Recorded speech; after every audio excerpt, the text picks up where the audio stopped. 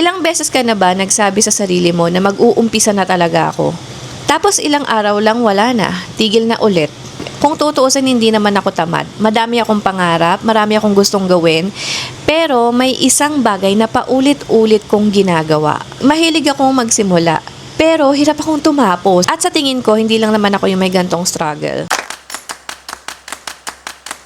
Hi everyone! Welcome to my channel. Ako nga pala si Kat at welcome sa series ko na Restart. Isa tong personal challenge na gagawin ko sa loob ng 30 days. Araw-araw ako mag-upload ng mga bagong video dito sa channel ko. Hindi dahil kailangan, hindi dahil gusto kong sumabay sa trend, kundi dahil gusto kong baguhin yung isang bagay sa sarili ko. Ever since talaga, gusto ko na talaga maging content creator. Isa talaga siya sa bagay na paulit-ulit kong binabalikan, kaya kung titignan yung channel ko, on and off ako mag-upload ng mga videos. Masaya talaga akong gumawa ng mga videos, though hindi naman ako ganun kagaling mag-edit. Na-enjoy ko yung pag-shoot ng mga videos kahit minsan alam nyo yon, hindi maganda yung mga kuha ko.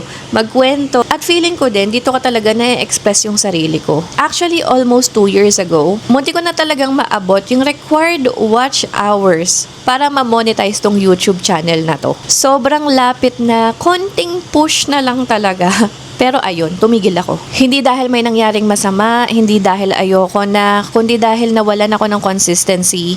Naging busy, tinamad, na-delay, hanggang sa naging bukas na lang. Tapos yung bukas na lang, naging next week na lang. Yung next week, naging next month. Hanggang naging taon na yung lumipas. Hanggang sa wala na.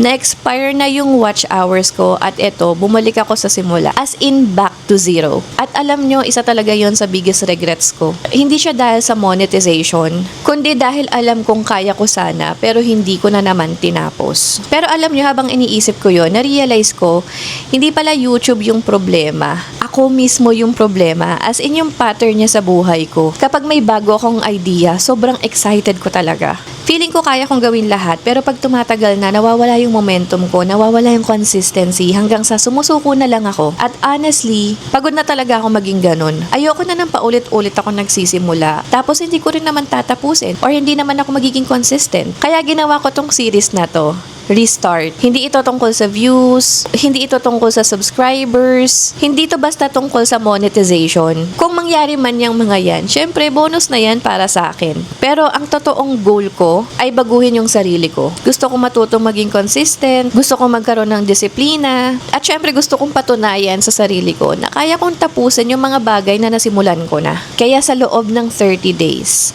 walang excuses, may upload. Araw-araw. Well, ano nga bang mapapanood nyo dito sa channel ko? Simple lang. Samahan nyo ako sa totoong buhay ko. Pwede ako mag-food review. Pwedeng about sa mga gala ko, sa mga lugar na pupuntahan ko, life updates, mga random adventures, mga bagay na gusto kong subukan. Pwede sa mga bagay na ginagawa ko sa buhay, sa pagiging virtual assistant ko or sa pagiging affiliate ko. At syempre, hindi lahat ng araw exciting. May mga araw syempre napagod ako. May mga araw na baka wala akong motivation, pero gusto kong ipakita rin yun. Kasi yun talaga yung totoong challenge. Kung di ang magpakita pa rin kahit mahirap. Kung may isang bagay na gusto kong mangyari sa series na to, sana hindi lang ako yung magbago, baka ikaw rin. Baka may mga pangarap ka na gusto mong simulan ulit. Baka katulad din kita, mahilig magsimula pero hindi tinatapos. Kung ganon, samahan mo ko at tignan natin kung ano ang mangyayari sa loob ng 30 days. Malay mo, ito na din yung restart mo. Sa pagdating natin ng day 30, hindi ko alam kung ilan na yung magiging subscribers ko, hindi ko alam kung mamamonetize ba tong channel ko, hindi ko alam kung magiging successful ba tong challenge na to, pero may isa akong gustong marinig sa sarili ko. Kat, tinapos mo. At sa totoo lang sa ngayon, sapat na muna yon. Maraming salamat sa panonood at ako si Kat. Ito na ang simula ng Restart and see you tomorrow guys!